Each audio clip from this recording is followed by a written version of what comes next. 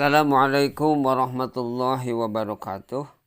Bismillah, alhamdulillah, wassalatu wassalamu ala rasulillah wa ala alihi wa ashabihi wa mawalah amma ba'du. Sahabat zona amaliyah yang dirahmati Allah subhanahu wa ta'ala. Selama bulan Ramadan, umat Islam diwajibkan berpuasa pada siang hari. Selain ibadah puasa tersebut, ini adalah beberapa ibadah lainnya yang perlu dilakukan untuk menambah kualitas kesempurnaan ibadah kita menuju pribadi yang mulia, yang tangguh dan bertakwa. Di antara aktivitas ibadah yang perlu mengiringi ibadah puasa adalah 1. Sholat tarawih dan witir yang dalam bahasa hadis disebut qiyamul lail, artinya sholat sunat di malam hari. Sebagaimana dianjurkan dalam hadis Nabi SAW. Man qoma ramadhana imanan wahtisaban ghufira lahu ma taqaddama min dambihi. Barang siapa qoma Ramadan atau bangun pada bulan Ramadan dengan penuh iman dan mengharapkan ridha Allah, maka dosa-dosanya yang lalu akan diampuni. Hadis riwayat Bukhari dan Abu Hurairah. Qoma Ramadan yang dimaksud dalam hadis ini ialah menghidupkan malam-malam Ramadan dengan cara melaksanakan sholat sunat seperti sholat tarawih dan sholat witir. Dalam konteks masyarakat muslim Indonesia, sudah mentradisi sholat tarawih dan witir berjamaah di masjid, di surau ataupun di kantor-kantor, bahkan di hotel dan tempat-tempat lainnya. Hal ini diharapkan akan semakin mengasah spiritual dan mempertebal rasa kebersamaan dan ukhuwah di antara sesama.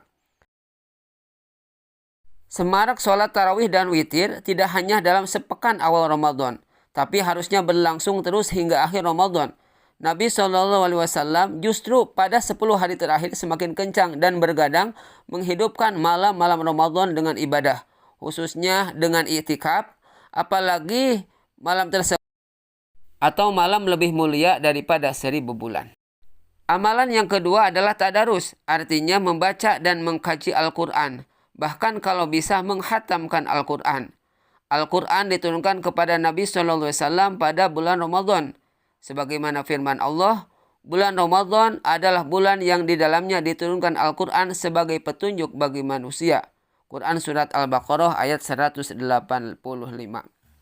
Dalam hadis disebutkan, wa kana Jibrilu tilqahu fi kulli lailatin min Ramadana payudarisuhul Quran.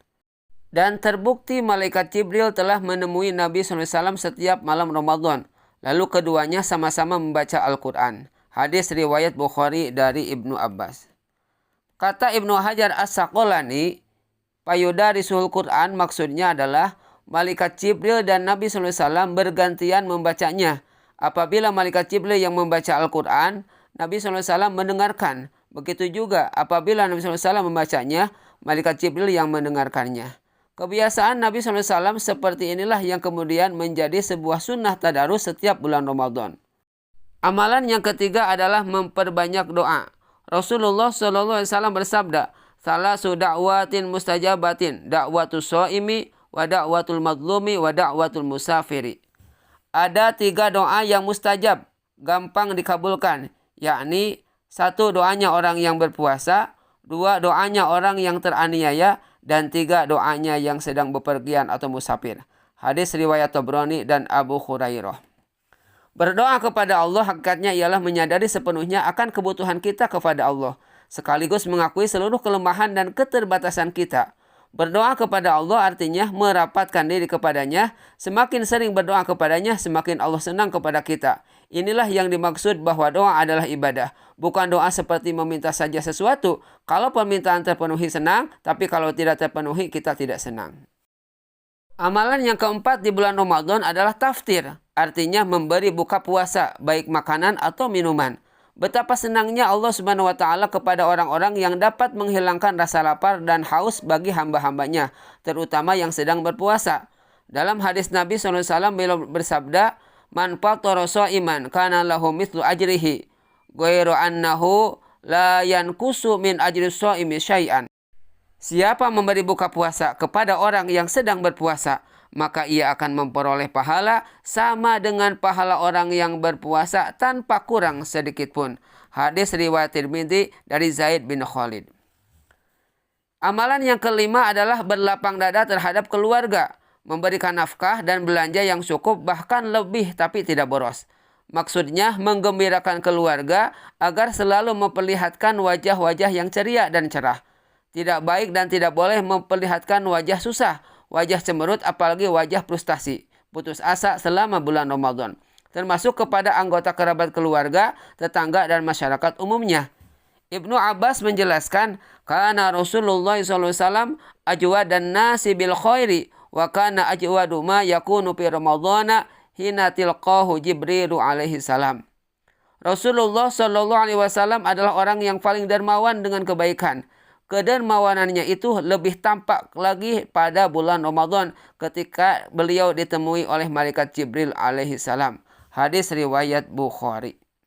Amalan yang keenam adalah ibadah yang bernuansa sosial seperti sedekah, infak, wakaf, hibah, dan lain-lain.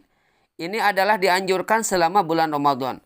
Walaupun pada hakikatnya bagi orang yang mampu tidak hanya pada bulan Ramadan saja, tapi kapan saja ia dianjurkan berbagi. Pemberian dan bantuan serta kebaikan sosial selama bulan Ramadan jauh lebih utama karena nilai kebaikannya dilipat gandakan oleh Allah dibandingkan di luar Ramadan. Apalagi zakat memang wajib hukumnya sama dengan wajibnya puasa. Amalan yang ketujuh selama bulan Ramadan adalah menahan diri untuk tidak sembarang berbicara yang tidak ada manfaatnya, seperti bicara yang berlebih-lebihan. Terlebih lagi pembicaraan yang bohong, ghibah, fitnah, dan yang semacamnya. Termasuk saat ini era media sosial dengan gampang dan mudahnya klik dan share berita-berita, gambar, dan video yang tak jelas sumbernya, menyebarkan aib dan kejelekan orang lain. Apalagi kalau berita itu hoax dan fitnah.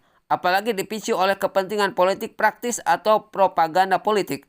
Selama puasa Ramadan, semuanya dihentikan dan selamanya dihentikan. Rasulullah SAW mengingatkan, man lam yada' qawla zur wal amala bihi wal jahla falaysa lillahi hajatun ayyada' tu'amahu wa syarabahu. Siapa yang tidak meninggalkan perkataan dusta, malah justru melakukan kedustaan dan kebodohan, maka Allah tidak memerlukan orang yang hanya sekedar meninggalkan makanan dan minuman. Hadis riwayat Bukhari dari Abu Hurairah. Amalan yang ke-8 selama bulan Ramadan adalah semarak taklim dan dakwah perlu ditradisikan dan digalakan. Alhamdulillah, hampir semua media cetak dan elektronik menampilkan acara-acara yang bernuansa spiritual dan agama. Ini berarti hampir tidak ada ruang dan waktu yang tersia-sia dalam aksi pencerahan spiritual, moral, dan sosial yang semuanya untuk peningkatan kualitas diri secara total. Demikianlah yang bisa disampaikan, semoga bermanfaat dan menjadikan ibadah puasa kita semakin berkualitas dan terbaik dibandingkan dengan puasa sebelumnya. Wallahu a'lam bishawab, wallahu muwaffiq ila aqwamit thoriq. Wassalamualaikum warahmatullahi wabarakatuh.